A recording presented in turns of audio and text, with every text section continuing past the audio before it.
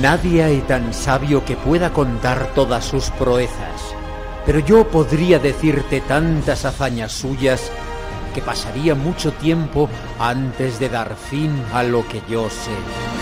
Sed bienvenidos a Asgard, la ciudad de los dioses. Junto a nosotros el mejor guía. Otrora fue el príncipe Paris de las ondas, ahora reconvertido en Frey.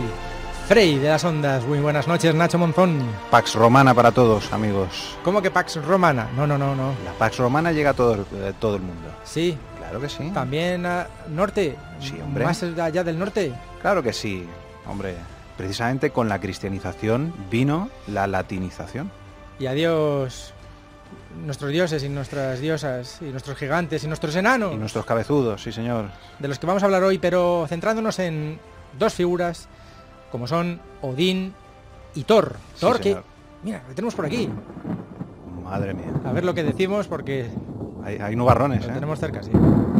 Y si se acerca mucho, iremos hasta incluso sus cabrones. Machos cabríos. Uy. Hay que portarse bien. Bueno, eso era un caballo de 8 patas. El de Odín, ¿no? Sí señor, Sleipnir, el caballo de 8 patas, el caballo más rápido de todos. Bueno, claro. pues no enfademos ni a uno ni a otro, ¿no? Vamos a hablar de dos personajes, más allá de la ficción, que hemos visto en el cine, o en los cómics, o en los libros. A la mitología nos referimos. ¿Cuál es el origen de Odín? Ya hablamos de él. Ujú.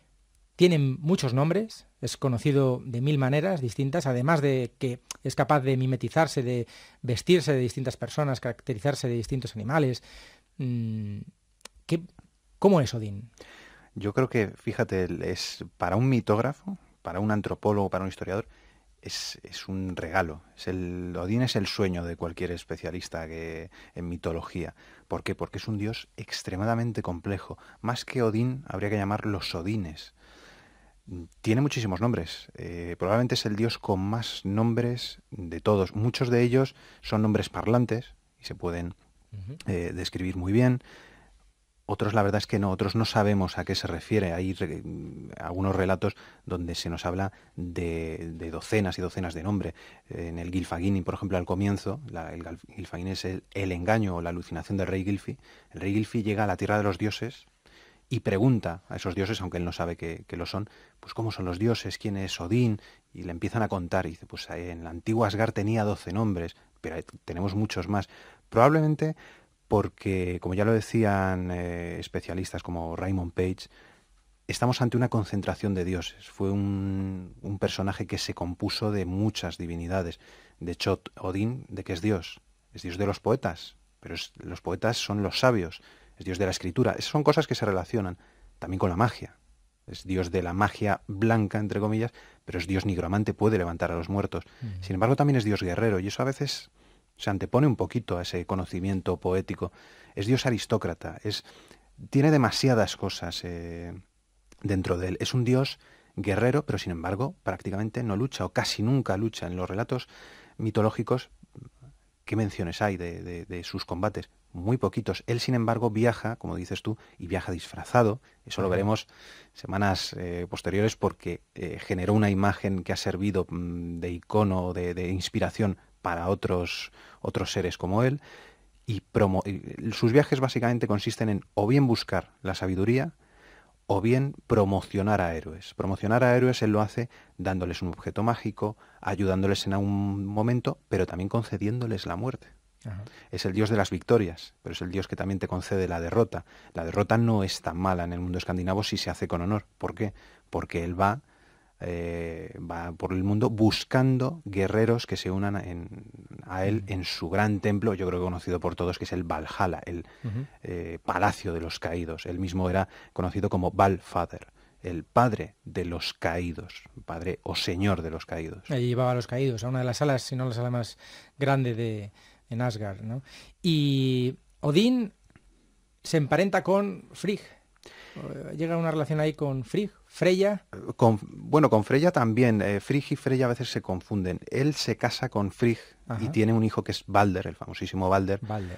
Con Jord, que para algunos simboliza la tierra inculta, la tierra no trabajada. Tiene a Thor. Y con Rin tiene al dios Vale, que es, o el dios Vidar, que es otro, que será el hijo vengador de Odín. Con Freya se dice que tuvo una serie de amoríos, porque Freya es diosa del amor y es un poco libertina, entre comillas, con sus dones. Eso para los escandinavos más paganos seguramente no estaría tan mal visto, para los cristianos seguramente sí. Y Freya le concedió el conocimiento de una magia, Seider, escrito C-I-D-R, Seider, que es un tipo de magia femenina, un tipo de magia del que apenas se sabe algo, pero que le concedía a Odín unos enormes poderes: levantar a los muertos, dominar a otros seres. Por eso también en los escarnios de Loki, que es un poema de la Edad Mayor, precisamente eso le vale de ser acusado por Loki como de afeminado, que por cierto es uno de los mayores insultos en el mundo nórdico. ¿El qué? ¿Qué has dicho? Ser llamado afeminado. Vale. De ahí al Valhalla. De ahí al Valhalla, sí, más o menos. Bueno, tenemos a Odín, no había nadie en comparación a él, salvo Thor, pero bueno, Thor tampoco fue nunca Odín, estaba por debajo de él, ¿no? En principio, sí. En principio, si uno lee los textos, Odín siempre es el rey o siempre es el dios tan sabio que todos los demás le hacen caso. Odín es el padre de Thor, por tanto, en ese principio, que lo vemos también en el mundo mediterráneo de paterfamilias, pues Thor le debe obediencia. Muchos relatos comienzan con un Odín que dice algo, sugiere algo o ordena una determinada cosa. Thor es algo así como el brazo ejecutor, es el gran lugarteniente de Odín, porque es bastante menos reflexivo. La verdad es que comparado con Odín es una figura mucho más simple. No tonto, ojo, pero sí tiene un carácter menos complicado para estudiar.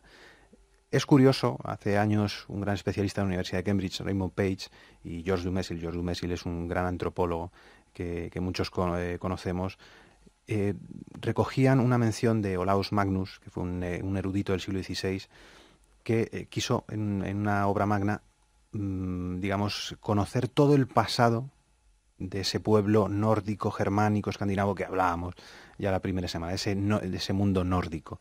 Y de ese mundo nórdico que había tenido un pasado precristiano. Entonces Olaus Magnus recoge una alusión de un monje germano llamado Adán de Bremen, que en el siglo XI fue enviado a Escandinavia, sobre todo a la zona del sur de Suecia, para evangelizar a las gentes paganas. Y cuando él llega a Uppsala es una ciudad que está al norte de Estocolmo, es muy famosa por su universidad, se encuentra con un gran templo. Pero ese templo no es cristiano, es un templo pagano. Ese templo, él nos lo describe de una manera un poco rara. Es un gran templo con 3 naves y es un templo dedicado a una trinidad. Odín, que llama Wotan, Frey, que llama Frico, y Thor. Cada uno está representado por una estatua de oro. Odín, como dios de la guerra, y solo de la guerra, está en uno de los laterales. Frey, como dios de los matrimonios, para que los matrimonios sean felices, es decir, tengan descendencia, está en otro lado. En el centro, en la posición de honor, no está Odín, está Thor. Y para recalcar aún más esta posición, se dice que está sobre un trono y que es el dios de las tormentas, del rollo, pero es el dios de la fertilidad. Es decir, todos los agricultores, todos los ganaderos, todos los que se dedican al comercio de ultramar o los que viven de la pesca, le adoran. Es el dios más importante. Es una de las cosas que más ha llamado la atención de esta mención de Adán de Bremen y que algunos han pensado que es falsa. Pero no todos lo pensamos, ¿eh? Yo creo que no sería nada raro que en algún momento, en algún tiempo determinado, Raymond Page lo explica muy bien, una sociedad basada sobre todo en agricultores, ganaderos, gente que pesca.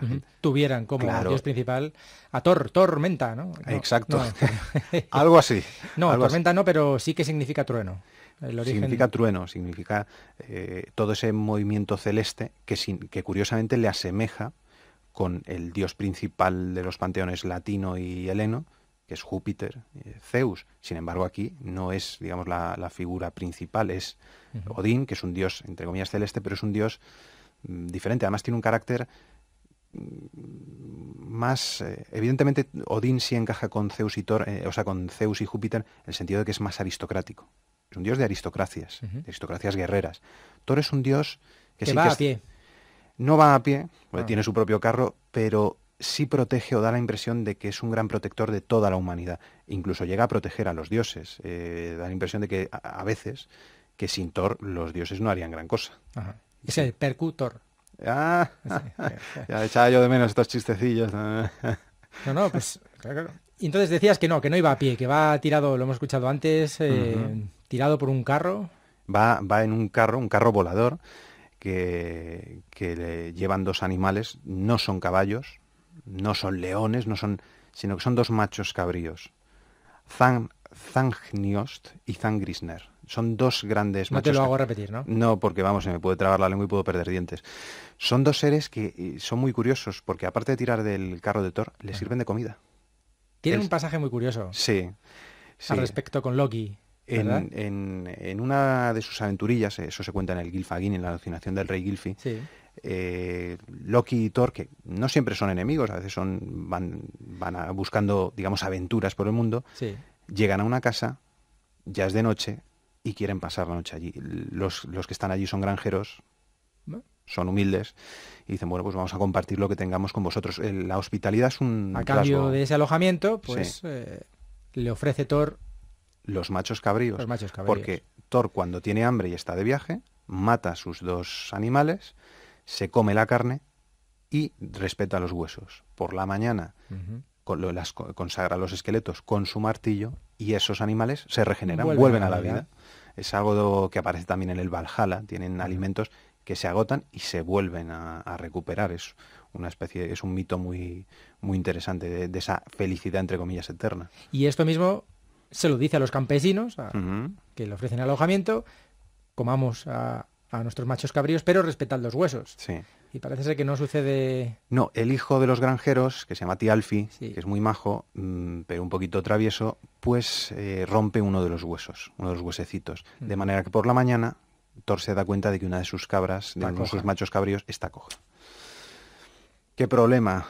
Pues un gran problema para alguien que se mueve en ese carro. Con lo cual, Thialfi tiene que convertirse en una suerte de escudero de Thor. De hecho, le acompañará en algunos viajes. En el poema de la Thorsdrapa, que es un poema escáldico, tiene que cruzar un río Thor y tiene que llevar colgado de su cinturón al pobre Thialfi.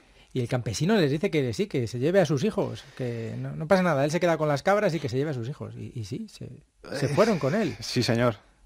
Es que cuando uno lee la mitología escandinava no deben buscar relatos simpáticos o amigables. Su moral, y eso yo creo que lo dice cualquier traductor en las introducciones, es una moral muy diferente. En muchas de esas sagas, incluso a veces los padres matan a los hijos por venganza, las madres matan a sus...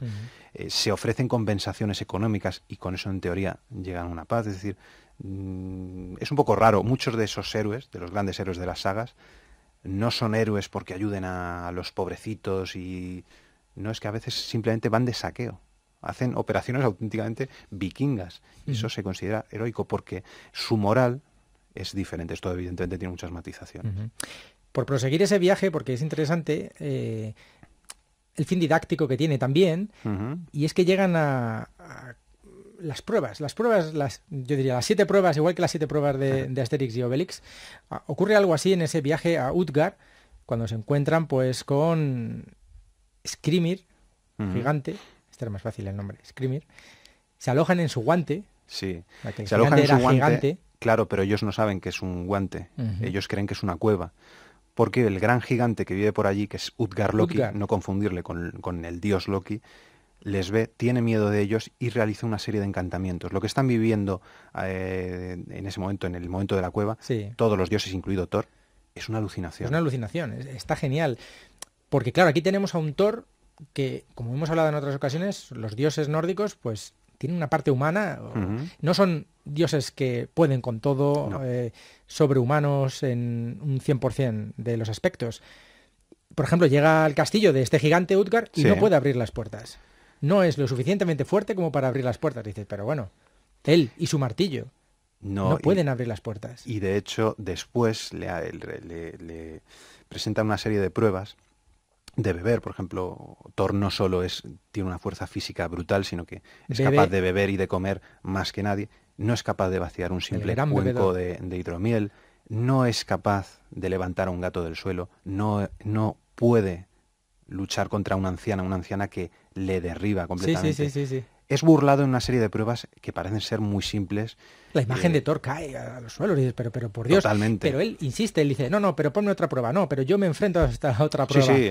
Además, en el relato se va contando cómo Thor, claro, se va poniendo cada vez más nervioso. Dice, pero bueno. Porque Utgard Loki dice, anda, pues yo esta prueba era muy fácil, yo creo que la puede superar. Loki también tiene su prueba, que es comer más que nadie. Y sin embargo, su contrincante, sin mover la boca... Era una tabla con un montón de alimentos. Claro. Y él llega al final, y cuando se encuentra con su contrincante, él ha terminado de comer, efectivamente. Y se ha comido hasta los platos. Su contrincante se ha comido hasta la mesa. Hasta la mesa. Thialfi, que es muy rápido, tiene que correr. Sin embargo, veloz. Antes de llegar a la mitad del viaje, es ida y vuelta, su contrincante ya ha vuelto. Es decir, son completamente burlados, como si hubiesen sido unos patanes. Son incapaces de tener un buen papel en estas competiciones de Utgard Loki. Y en realidad se habían enfrentado era toda una ilusión. Sí. Thor, por ejemplo, no había podido levantar a un gato. Ese gato no era un gato, era Jormungand, la gran serpiente que rodea el mundo.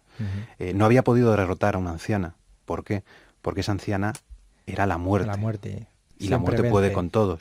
Loki, ¿por qué no había podido derrotar a su enemigo? ¿Y por qué su enemigo se había comido hasta la mesa? Porque era el fuego. Loki no compite. Thialfi se había enfrentado contra el pensamiento. El pensamiento es más rápido que el movimiento. Con lo cual, son completamente burlados. Y no se pudo beber toda la hidromiel porque estaba bebiendo directamente agua del mar. Sí, señor. Y precisamente por eso, por haber dejado el mar en un nivel tan bajo, los escandinavos decían, por eso tenemos mareas. Porque ha dejado ese gran recipiente que es el mar medio vacío. Nada, chapó. Me quito el sombrero ante Utgard Loki. Sí, ¿verdad? Señor. Sobre todo porque Utgard Loki al final le revela todo lo que ha pasado y se hace invisible y hace invisible su reino. Los dioses, y unos dioses tan grandes como Thor y Loki, son incapaces, son completamente burlados. Es un poema, la verdad, que ha dado mucho que hablar. Vamos, un pasaje que ha dado mucho que hablar. Estamos en una época ya cristiana. Es una burla, es una crítica, es una manera de decir que los dioses son muy limitados. ¿Quién confía en los dioses que son incapaces de defenderse a sí mismos? Es curioso. Pero sí, lo hemos comentado también, de hecho, en el primer capítulo de la sección, cómo confiaban en Thor. Había amuletos de Thor. Sí. Y se decía, Thor, bendice estas runas, ¿no? Como... Sí, el símbolo del martillo es muy conocido, el famoso Mjolnir, que él utiliza siempre para derrotar a los gigantes y a los seres maléficos. Es decir, yo no sé si atreverme a decir, es como la cruz cristiana que empuñaban, ¿no?, para eliminar el mal. Era un símbolo sagrado, un símbolo que, si también nos damos cuenta, no solo es un arma, es una herramienta. Es un útil que se puede utilizar para la guerra y para la paz. Entonces, quizá ese carácter tan curioso, tan herrero, tan de trabajador, es lo que le valió tanta fama a Thor, tanta buena fama a Thor. ¿Tuvo descendencia, Thor? Tuvo varios hijos, entre ellos Mogni, que es la fuerza. Tuvo la fuerza, el valor. Tuvo una serie de dioses como muy básicos que retratan, digamos, ese carácter también tan esencial, tan de naturaleza pura de Thor. Y los dioses siempre tuvieron dioses, no engendraron gigantes. O sí, también se emparentaron. Se emparentan. Odín mismo tiene sangre de Thor, por ejemplo, es hijo de una etona, de una gigante. Es decir, muchas veces ese carácter de gigante se confunde. A veces un dios no es tanto un dios por nacimiento, sino por actos. El mismo Loki no es originalmente un as. Es un gigante hijo de gigantes. Es gigante, digamos, 100%. Y por eso quizá a veces quieren resaltar ese carácter travieso que acaba al final de los tiempos en pura maldad. Para concluir, en esta ocasión, un poquito de Juego de Tronos, King's Arrival. Sí, señor. La llegada del rey. ¿Y por qué? Porque de esta manera vamos a dejar ahí la percha para la semana que viene. Vamos a ver qué recursos utilizan ciertas narraciones actuales, qué toman, qué beben, cuáles son las fuentes de esas narraciones actuales, porque tienen mucho que ver con Odín, con Thor y con las leyendas que estamos contando aquí. Sí, señor, un mundo que, a pesar de ser cristianizado, no ha muerto nunca. Lo tenemos entre nosotros. Lo tenemos, sí, señor. Sí, señor. Bueno, estamos delante de uno de ellos. Hasta la semana que viene, Frey. Hasta la semana que viene, amigo Siempre Martín. en alto. Siempre en alto.